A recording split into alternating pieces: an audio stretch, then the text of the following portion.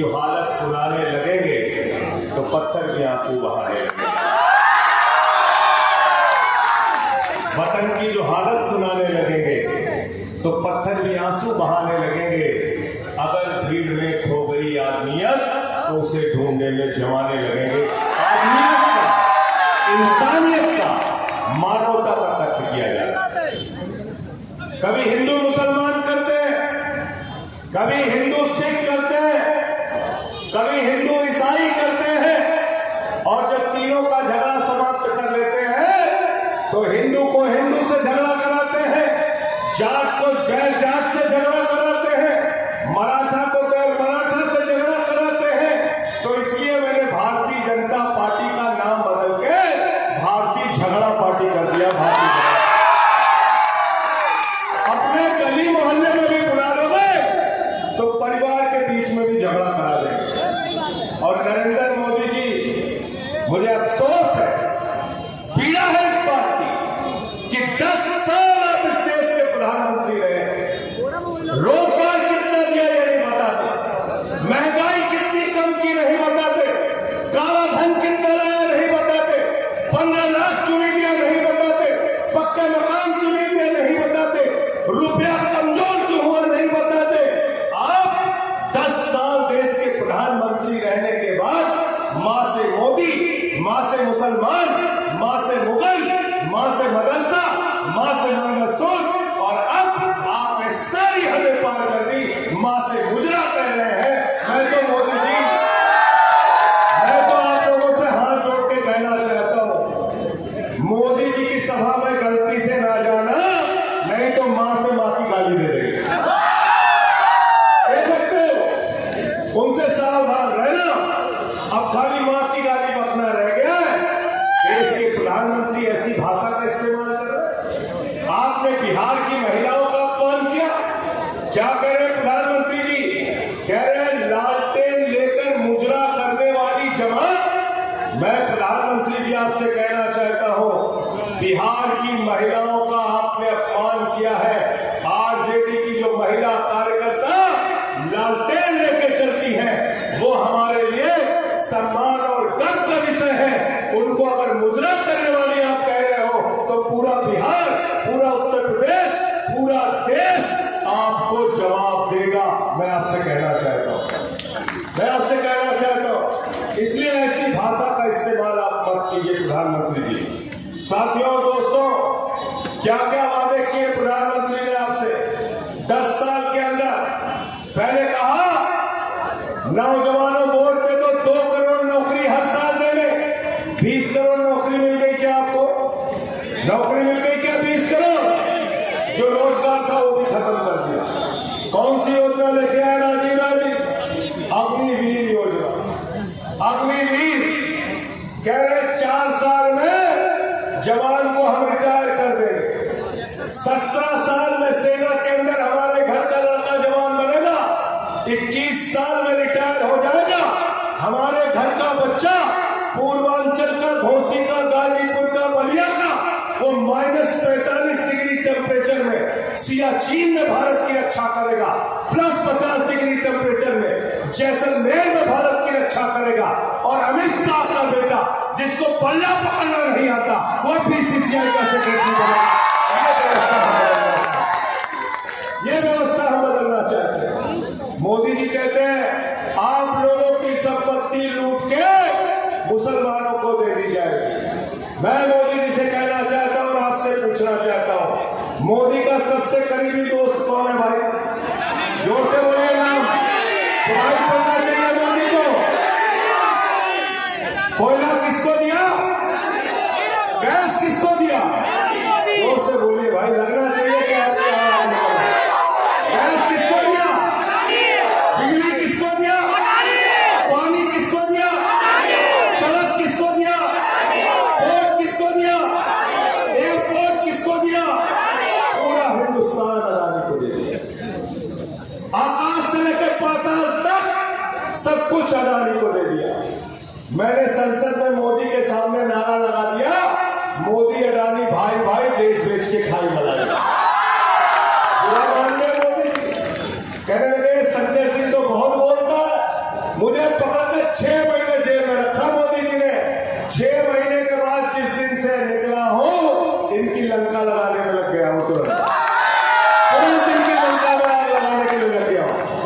अरविंद केजरीवाल को जेल में रखा, मनीष सिसोदिया को अभी तक जेल में रखा हुआ है, सत्येंद्र जैन को जेल में रखा, संजय रावत को जेल में रखा, अनिल देशमुख को जेल में रखा, ममता बनर्जी के मंत्रियों को जेल में रखा, तेजस्वी यादव, लालू यादव को नोटिस भेजते हैं, अखिलेश यादव को सीबीआई का नोटिस भेजते हैं। ये आपका भाई जो राजीव राय बैठा हुआ है, इसके ऊपर ईडी के छापे मारे।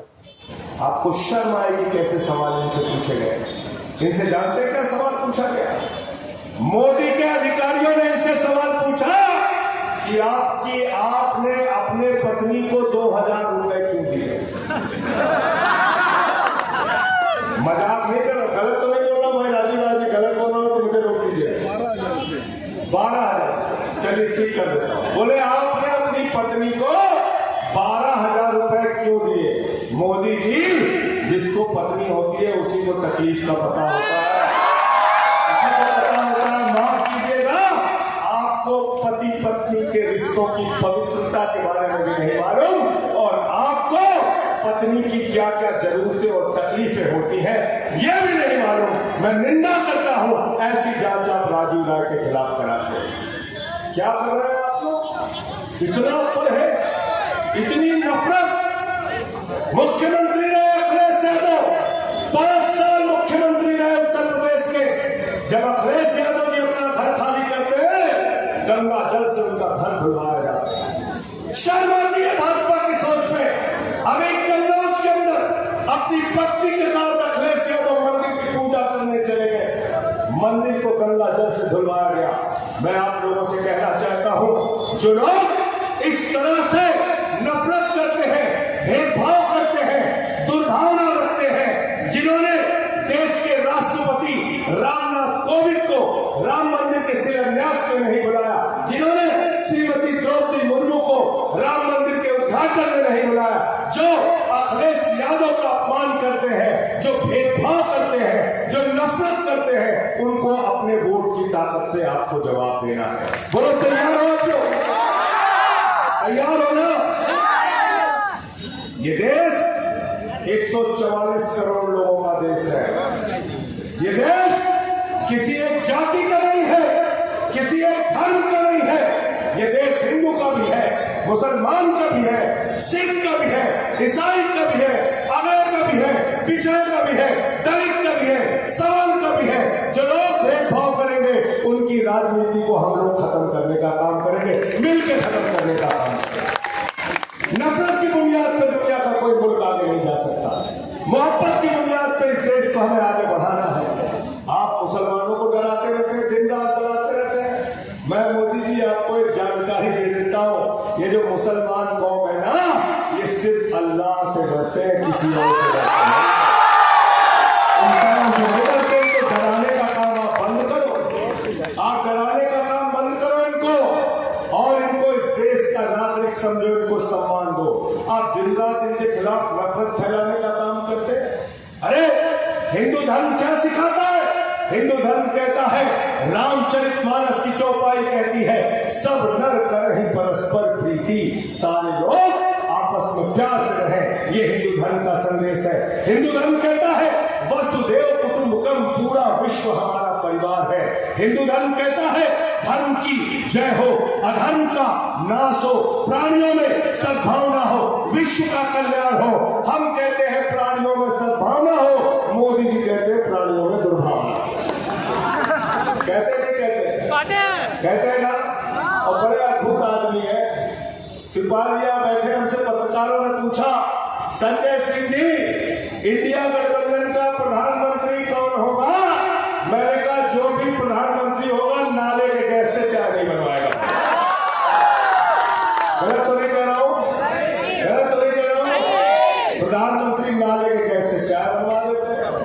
लाखों लोग कोरोना में मर रहे थे, उनकी जान जा रही थी। आंकड़े आए हैं, 50 लाख से ज्यादा लोगों की जान जा चुकी है। और मोदी जी कहते थे, ऑक्सीजन की जरूरत नहीं है, दवा की जरूरत नहीं है, रेमडेसिविर जरूरत नहीं है।